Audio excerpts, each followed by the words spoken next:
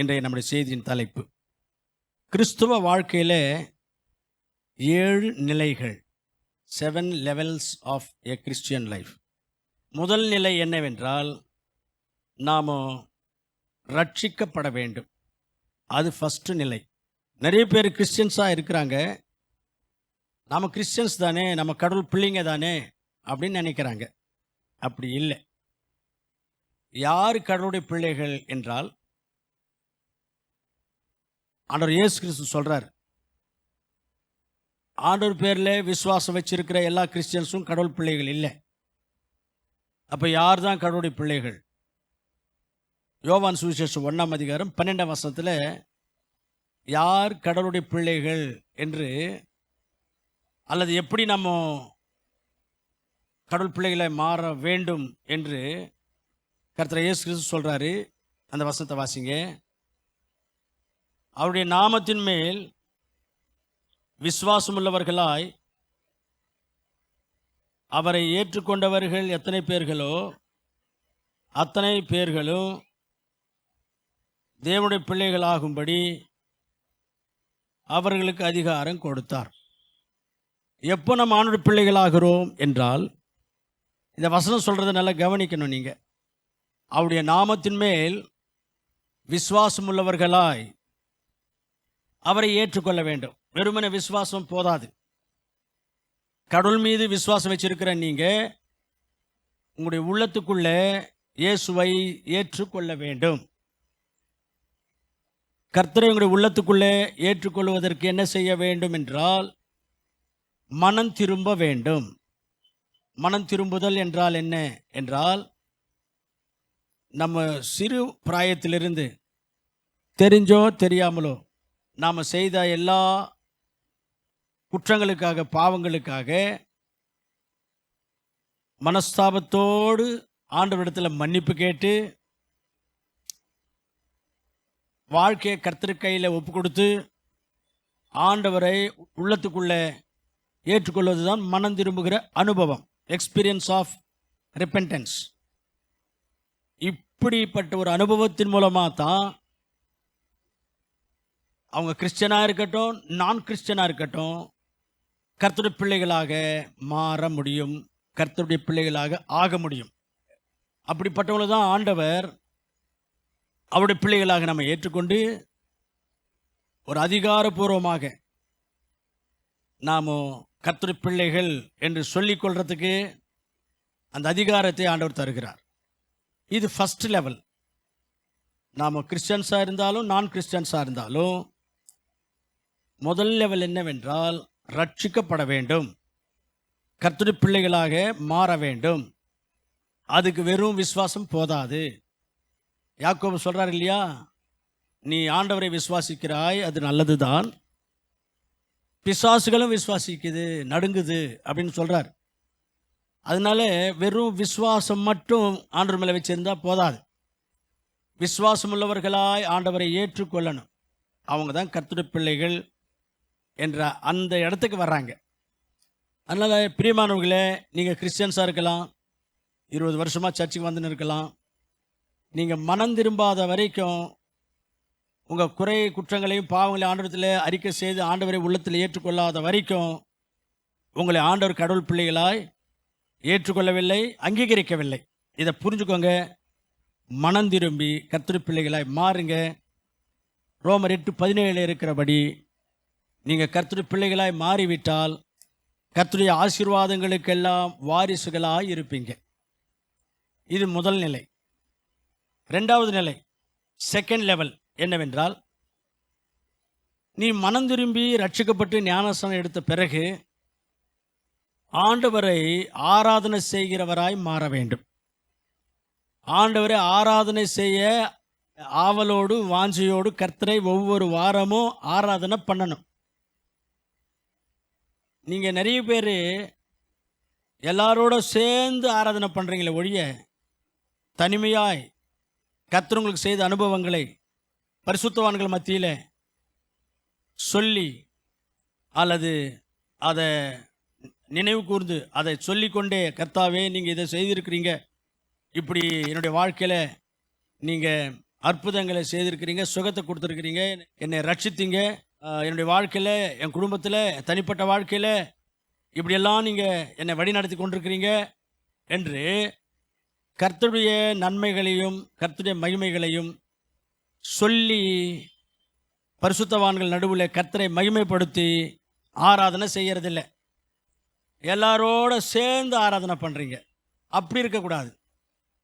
ஒரு வசனத்தை வாசிங்க. என்னாகமத்தில் 15ஆம் அதிகாரத்தில் 32லேருந்து 36 வரைக்கும் வாசிப்போமானால், ஆராதனைக்கு ஆண்டவர் எவ்வளவு முக்கியத்துவத்தை தருகிறார், இம்பார்ட்டன்ஸ் தருகிறார் என்பதை நீங்கள் அங்கே புரிஞ்சுக்கலாம். வாசிக்கிறீங்களா? இஸ்ரவேல் புத்திரர் வனாந்தரத்தில் இருக்கையில் ஓய்வு நாளிலே விறகுகளை பொறுக்கிறதுக்காக ஒரு மனுஷன் போகிறான். அங்கே அப்படியே சொல்லிடுறேன் பாருங்களேன். ஆண்டவருடைய 10 கட்டளைகளில் 4வது கட்டளை, ஓய்வு நாளை பரிசுத்தமாய் நீங்கள் ஆசரிக்க வேண்டும். இதை அசட்டை பண்ணிட்டு, கேர்லெஸ் பண்ணிட்டு, ஓய்வு நாளில் ஆண்டவருடைய கர்த்தரை ஆராதனை செய்யணும்னு ஆண்டவர் சொல்லியிருந்தும் அதை அலட்சியப்படுத்திட்டு விறகு பொறுக்கிறதுக்கு ஒருத்தன் போயிட்டான். அவனை பிடிச்சிட்டு வந்தாங்க. மோசே தான் அவங்களுக்கு பாஸ்டர். கொண்டு வந்து நிறுத்தினாங்க. ஐயா, ஆண்டுடைய கட்டளை மதிக்காமல் இவன் இந்த மாதிரி போயிட்டான் அப்படின்ட்டு கொண்டு வந்து ஹேண்ட் ஓவர் பண்ணுறாங்க. மோசே ஆண்டவர்கிட்ட கேட்குறார், இந்த மாதிரி பண்ணியிருக்கிறான் ஆண்டவரே, என்ன பண்ணட்டும், இவனை பற்றி நீங்கள் என்ன சொல்கிறீங்கன்னு கேட்குறாரு. அப்போ ஆண்டவர் சொல்கிறாரு, நீங்கள் எல்லாரும் கல்லுங்களால் அடித்து அவனை சாவடிச்சிருங்கன்ட்டார். கல்லுங்களால் அடித்து சாவடிச்சிருங்கன்ட்டார். இதிலிருந்து இந்த ஆராதனைக்கு ஆண்டவர் எவ்வளோ முக்கியத்துவம் தர்றாரு என்பதை நம்ம புரிஞ்சுக்கணும். ஆகவே பிரியமானவர்களே, நாம் ஆண்டவர் பிள்ளைகளாக மாறிட்ட பிறகு கர்த்தரை ஆராதனை செய்கிறவங்களாக மாறணும். சபையார் மத்தியில் நின்று அல்லது முழங்கால் படிட்டு கர்த்தர் செய்த நன்மைகள், உபகாரங்களை, அவருடைய அன்பு, அவருடைய பாசம், அவர் உங்களுக்கு செய்த அற்புதங்கள் சொல்லி சொல்லி கர்த்தருடைய நாமத்தை மகிமைப்படுத்தி தனித்தனியாக ஆராதனை பண்ணுறவங்களாக நீங்கள் மாறணும்.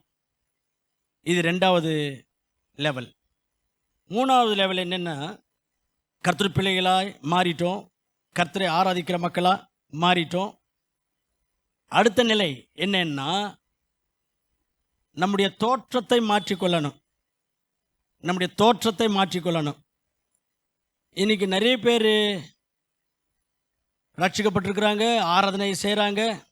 இன்னும் சொல்லணும்னா, ஆராதனையிலே மக்களை நடத்துகிற ஆராதனை வீரர்களாக இருக்கிறாங்க,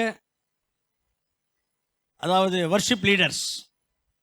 ஆனால் அவருடைய ட்ரெஸ் சென்ஸை பார்த்தா ரொம்ப கோரமாக இருக்குது, நல்லா இல்லை, நம்ம ஏற்றுக்கொள்ளுகிற வகையில் இல்லை. அதனால் நாம் ரட்சிக்கப்பட்ட பிறகு நம்முடைய ட்ரெஸ்ஸு, அப்பியரன்ஸ் ரொம்ப முக்கியம்.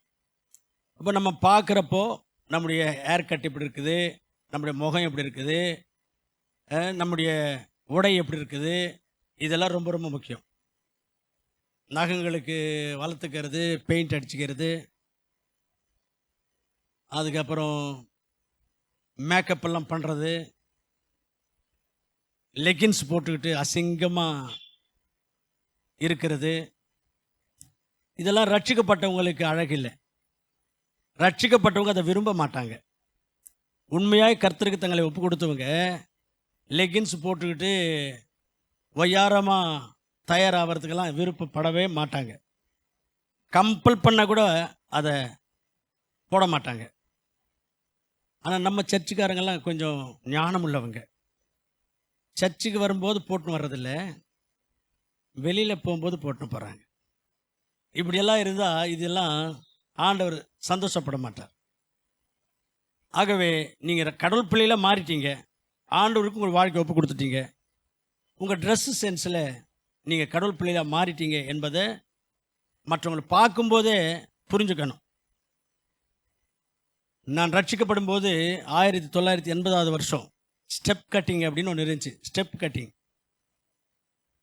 நீங்கள் அந்த காலத்தில் வந்த கமலஹாசன் சினிமா பார்த்தீங்கன்னா பார்க்காதீங்க. Step cutting. நான் கொஞ்சம் வினோதமான ஆள். Double step cutting. ஒரு ஸ்டெப் இல்லை, ஸ்டெப்புன்னா இங்கே வரும் அந்த ஸ்டெப்பு. ஒரு ஸ்டெப் இல்லை, 2 ஸ்டெப்பு வச்சு முடியை வளர்த்துட்டு இருந்தேன். அப்புறம் இங்கே கோடு எடுப்பேன், அப்படி வாருவேன், அப்படி இப்படி இப்படியெல்லாம் ரொம்ப ஸ்டைலுங்க எனக்கு. கையில் ஒரு வளையம் போட்டிருப்பேன், பேரல் பெல்ஸ் போட்டிருப்பேன்.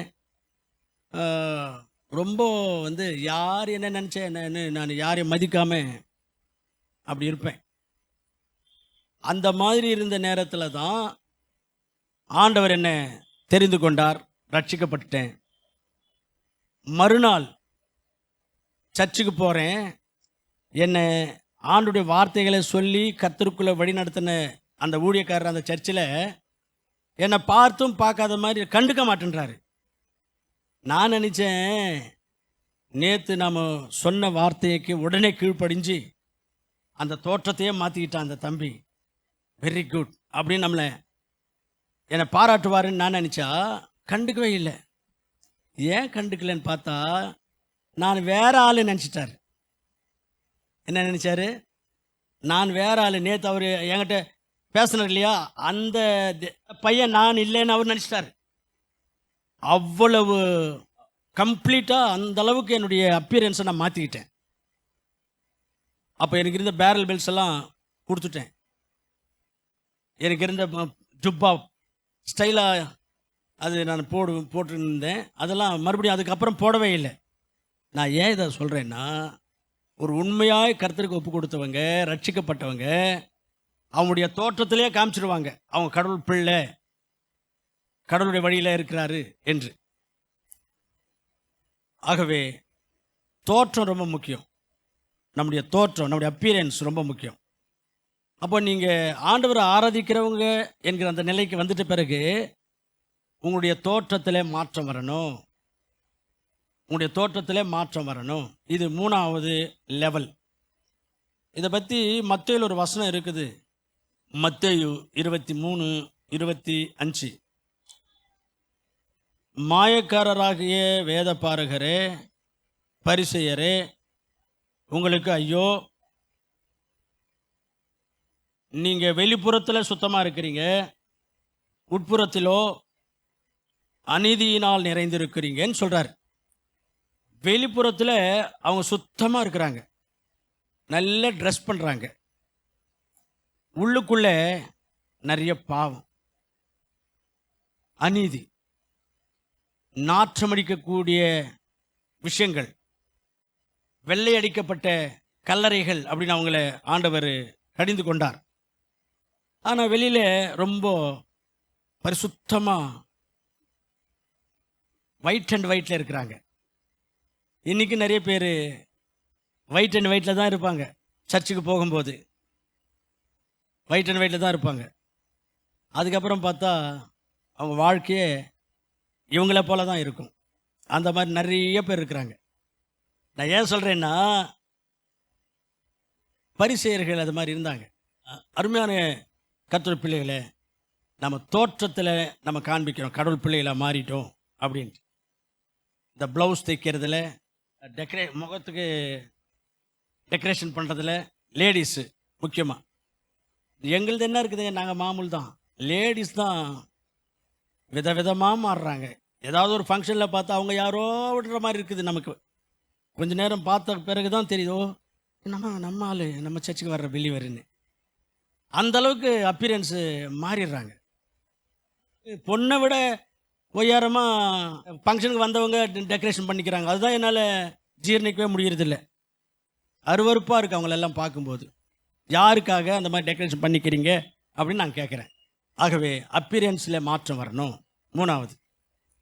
4வதாக அடுத்த லெவல் என்ன என்று சொன்னால், ஆண்டவருடைய சத்தியங்களை கற்றுக்கொள்ள வேண்டும் என்று தாகமும் பசியும் இருக்க வேண்டும். இன்னைக்கு நிறைய பேர் ரட்சிக்கப்பட்டிருக்கிறேன்னு சொல்கிறாங்க, ஆராதனையும் பண்ணுறாங்க. ஆனால் ஆண்டவருடைய சத்தியங்களை கற்றுக்கொள்கிறதுக்கு வாஞ்சா எல்லா மீட்டிங்கும் வரமாட்டேன்றாங்க.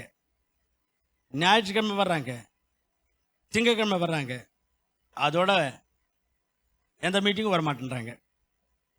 ஆண்டவருடைய கிருபையினால நம்முடைய சர்ச்சில் நமக்கு ஒரு பைபிள் காலேஜும் கர்த்தர் தந்திருக்கிறார்.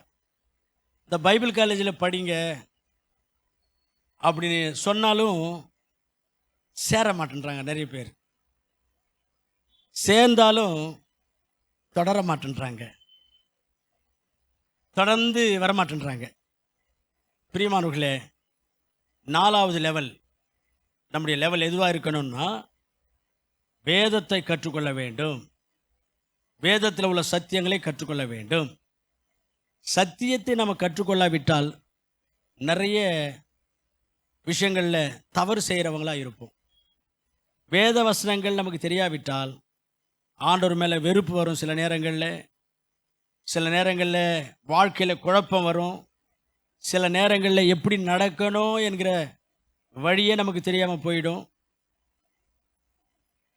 வேதத்தை நம்ம கற்றுக்கொள்ளாவிட்டால் நமக்கு ஒரு ஆறுதலோ தைரியமோ நம்முடைய வாழ்க்கையில் இருக்காது. அதனால் வேதத்தை நாம் கற்றுக்கொள்ள வேண்டும். இது 4வது விஷயம்.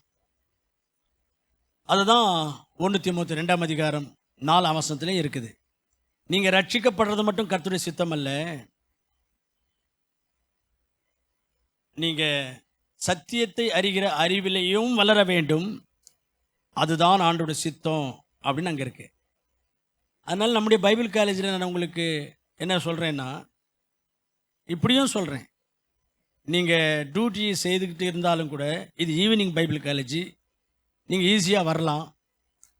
ஒருவேளை உங்களுக்கு ஷிஃப்ட் மாறிட்டு லீவ் கிடைக்கலன்னாலும் கூட, ஆப்சண்ட் ஆனால் கூட பரவாயில்ல, ஒரு ஈவினிங்கு, ஒரு மாதத்தில் ஒரு 3 ஈவினிங்காவது நீங்கள் வந்து கலந்து கொள்ளுங்க, வேதத்தை கற்றுக்கொள்ளுங்க அப்படின்னு நான் அப்படியும் சொல்கிறேன். அப்போவும் நிறைய பேருக்கு அந்த வாஞ்சை வரலை.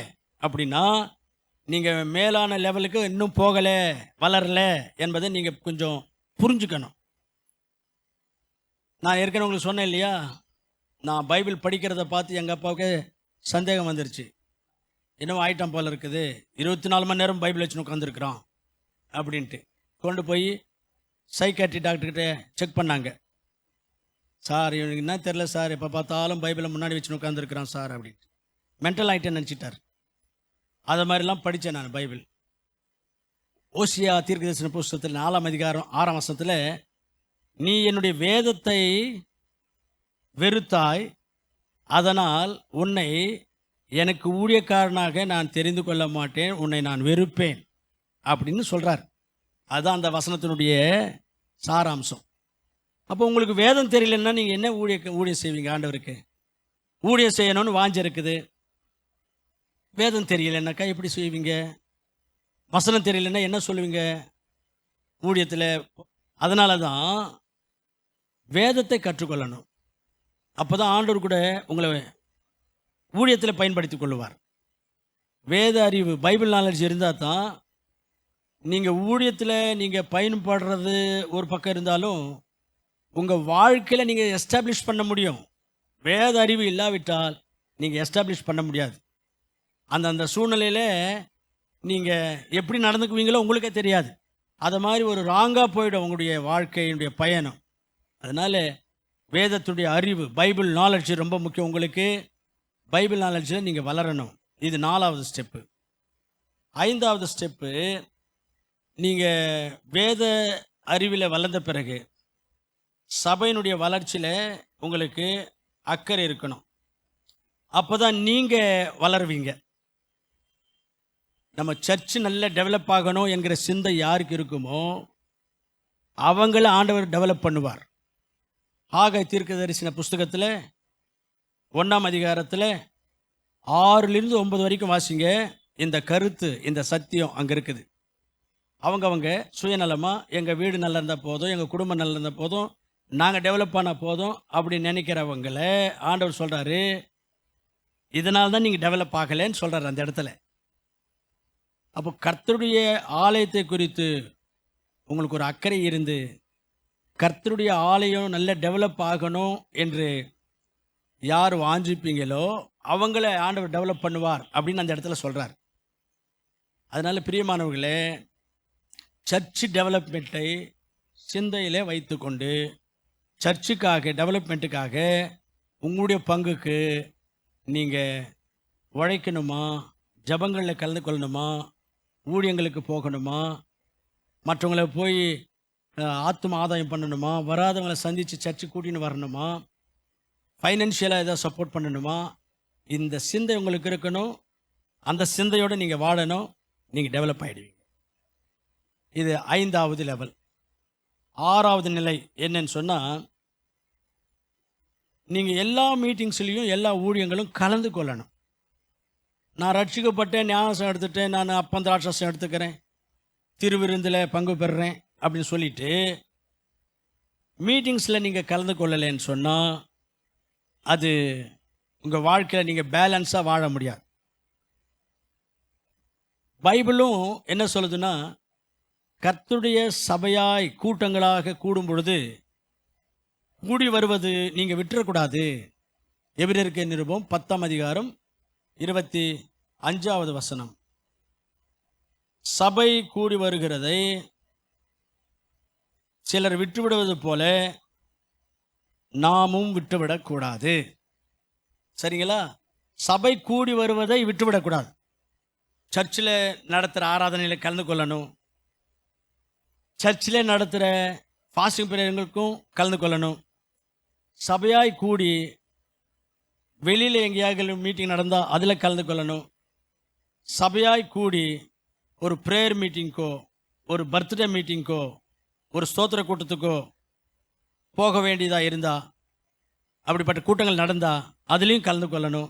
இப்படி சபையாய் கூடி வந்து என்னென்ன விதமான ஊழியங்கள், என்னென்ன விதமான கூட்டங்கள் நடத்துவாங்களோ அந்த கூட்டங்களில் கண்டிப்பாய் கலந்து கொள்ள வேண்டும்.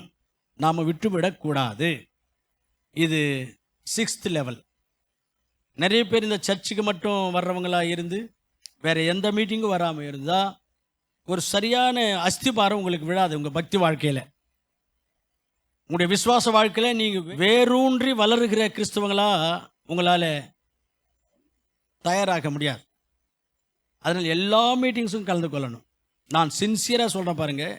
நான் ரட்சிக்கப்பட்டு உங்களை போல விசுவாசியாக இருந்தப்போ ஆண்டவருடைய சமூகத்தில் என்ன சொல்கிறேன், வருஷத்தில் எங்கள் சர்ச்சில் எத்தனை மீட்டிங் நடந்தாலும், எங்கே நடந்தாலும் எல்லா மீட்டிங்கும் நான் இருப்பேன்.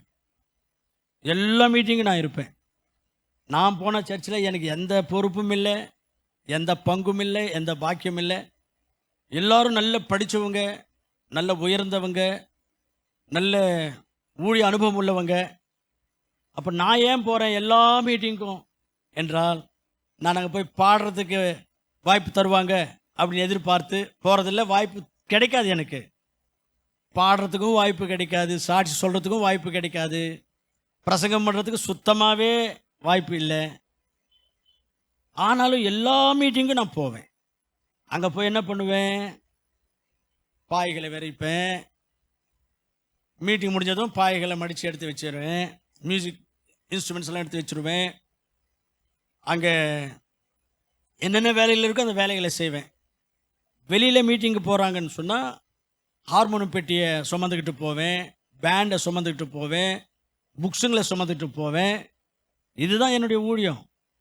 இதை மிஞ்சி வேறு எந்த ஊழியமும் நான் செஞ்சதில்லை. ஆனாலும் எல்லா மீட்டிங்கும் போவேன். அதனால் ஒரு சபை என்றால் என்ன, சபையில் எப்படி நடந்துக்கணும், சபையை எப்படி நடத்தணும், இப்படி பலவிதமான அனுபவங்களை நான் கற்றுக்கொண்டேன். அனுபவங்கள், எக்ஸ்பீரியன்சஸ்.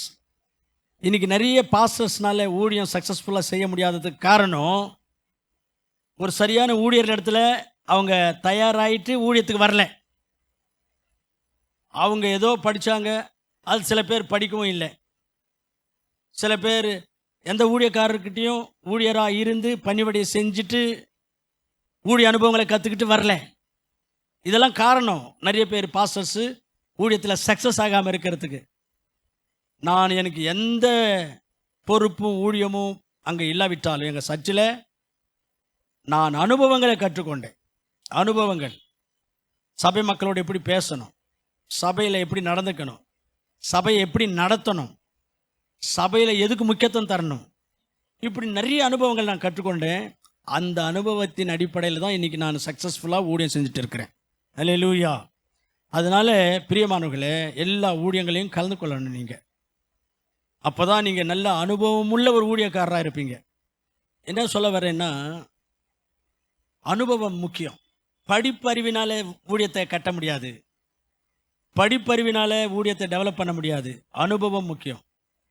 நீங்கள் எல்லா ஊழியங்களுக்கும் வருவீங்கன்னு சொன்னால் நிறைய ஊழிய சம்பந்தமான, திருச்சபை சம்பந்தமான ஆவிக்குரிய அனுபவங்களை நீங்கள் கற்றுக்கொள்வீங்க. அதுக்கப்புறம் நீங்கள் நல்ல ஒரு ஊழியக்காரங்களை உருவாவீங்க. ஆகவே பிரியமானவர்களே, கர்த்தருடைய பிள்ளைகளாக இருக்கிற உங்களுடைய 6th லெவல் என்னன்னு சொன்னால், எல்லா ஊழியங்களும் கலந்துக்கோங்க. நீங்கள் அங்கே பாட்டு பாடுறவங்களா இருந்தாலும் இல்லாவிட்டாலும், நீங்கள் பைபிள் படிக்கிறவங்களா இருந்தாலும் இல்லாவிட்டாலும், நீங்கள் பிரசங்கம் பண்ணுறவங்களா இருந்தாலும் இல்லாவிட்டாலும், நீங்கள் வெறுமனே வந்துட்டு வந்தாலும் கூட சரிங்க, அனுபவங்கள் வரும். நல்ல எக்ஸ்பீரியன்ஸ் வரும். அனுபவங்கள் வரணும். அதனால் அனுபவம் ரொம்ப முக்கியம். சரிங்களா? ஒரு கிறிஸ்தவங்களாக வாழறவங்களுக்கு 7வது லெவல் என்ன என்று சொன்னால், நீங்கள் அந்த ரட்சிக்கப்பட்ட புதிதில் கர்த்தர் மேலே எவ்வளவு அன்பாக இருந்தீங்களோ அந்த அன்பு தணிஞ்சு போகாமல் பார்த்துக்கொள்ளணும். கர்த்தர் மேலே உங்களுக்கு இருந்த அன்பு, கர்த்தர் மேலே உங்களுக்கு இருந்த வைராக்கியம், கர்த்தருக்காக நீங்கள் எடுத்த தீர்மானங்கள், அதில் தோய்வு வரக்கூடாது, குறையக்கூடாது. அதை அப்படியே மெயின்டைன் பண்ணிக்கிட்டே வரணும். வெளிப்படுத்தின விசேஷத்தில் 2ஆம் அதிகாரம் 4ஆம் வசனத்தில் எபேசு சபையாரை பார்த்து ஆண்டவர் சொல்கிறார், ஆனாலும் ஆதியிலே உனக்கு இருந்த அன்பை விட்டுட்டியே அப்படின்றார் ஆண்டவர். பொதுவாகவே நம்ம எல்லாருமே ரட்சிக்கப்பட்ட புதுசில், ஞானஸ்நானம் எடுத்த புதுசில் ஆண்டவர் பேரில் ரொம்ப அன்பாக இருப்போம், ரொம்ப வைராக்கியமாக இருப்போம், எல்லா மீட்டிங்க்கு வருவோம், ரொம்ப நேரம் ஜெபம் பண்ணுவோம், ரொம்ப நேரம் வேதத்தை வாசிப்போம், ஒரு கன்னத்தில் அறிஞ்சால் இன்னொரு கன்னத்தை காண்பிப்போம்.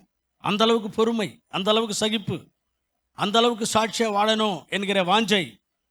எப்போ? ரட்சிக்கப்பட்ட புதுசில். ரட்சிக்கப்பட்ட புதுசில். அதே மாதிரி தானே நான் இன்றைக்கி இருக்கிறேன்னு சொல்லி கை உயர்த்துங்க பார்க்கலாம் யாராவது. அதே மாதிரி தானா நான் ரட்சிக்கப்பட்ட புதுசில் எந்த அளவுக்கு ஆண்டவர் மேலே அன்பாக இருந்தேனோ, வைராக்கியமாக இருந்தேனோ, கர்த்தருக்கு பிரியமாக நடந்தேனோ, சகித்து கொண்டிருந்தேனோ, சாட்சியாக வாழ்ந்தேனோ, அதே போல தான் இன்றைக்கி நான் இருக்கிறேன். யாராவது கை உயர்த்துங்க, உலகம் பார்க்கட்டும். இது நேச்சுரல் தான். இது நேச்சுரல் தான். நான் ரட்சிக்கப்பட்ட புதுசில் மசூதியாக போவேன் ஏசாமி பற்றி சொல்கிறதுக்கு. உண்மைங்க. மசூதிக்குள்ளே நுழைஞ்சு எங்கள் ஏசாமி பற்றி நீங்கள் என்ன நினைக்கிறீங்க, ஏன் ஏசாமி கடவுள் என்ன பேசுகிறீங்க அப்படிலாம் பேசியிருக்கிறேன். அந்தளவுக்கு வைராக்கியம். இப்போ போகிறேன்னா இல்லை. வாழ்க்கையில் கடவுளுக்கு பிரியமாக இருக்கணும், சாட்சியாக இருக்கணும், ஜபத்தில் இருக்கணும், வேதத்தை வாசிக்கணும், எல்லா மீட்டிங்கும் போகணும், ஊழியம் செய்யணும் அப்படின்னு நினச்சோம். இல்லை, ரட்சிக்கப்பட்ட புதுசில், ஞானஸ்நானம் எடுத்த புதுசில் அதில் தோய்வு வரக்கூடாது, அதில் குறையக்கூடாது, அதில் குளிர்ந்து போகக்கூடாது. அதை மெயின்டைன் பண்ணிக்கணும். இது 7வது லெவல்.